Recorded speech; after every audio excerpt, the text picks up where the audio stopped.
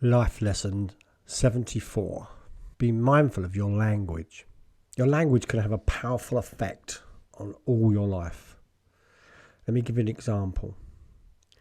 If you take the word problem, got a problem in your life, and replace it with the word I've got an issue. Now, just bear with me a second. Say in your mind problem, and then say in your mind issue. They feel different, don't they? So when I say I've got a problem, it's weighty, it's heavy, whereas if I've got an issue, it's lighter.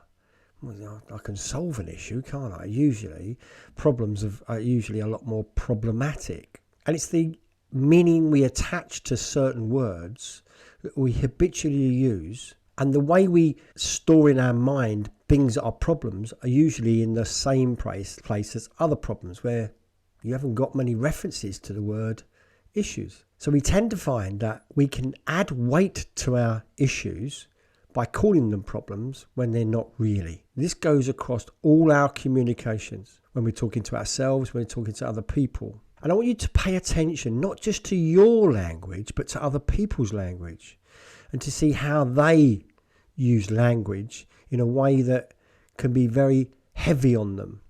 And start replacing some of the words that you use habitually to describe something, describe situations in your life.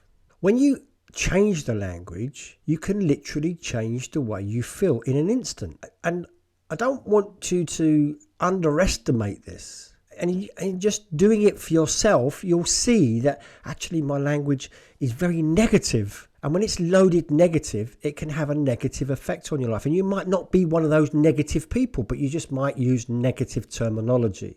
Change it. See how you go. You'll be surprised just changing one word. From if you're really annoyed, or if you're really fucked off or pissed off, just use a word that you would never consider using, like peeved off or cheesed off. Because if you're cheesed off, it's completely different to being fucked off. And I want you to think about how you use language, in which way you use it. Is it in a positive way or a negative way? You will find super successful, positive people don't usually use detrimental language to their situations. So practice it today. Just go around, and when you find yourself and catch yourself using a phrase or a terminology, just change it and see if you can take the sting out of it, take the weight off of it. You'll be surprised. It will make a huge difference in your life. And that will lead nicely into tomorrow's life lesson, which is finding the joy in everything. Until then.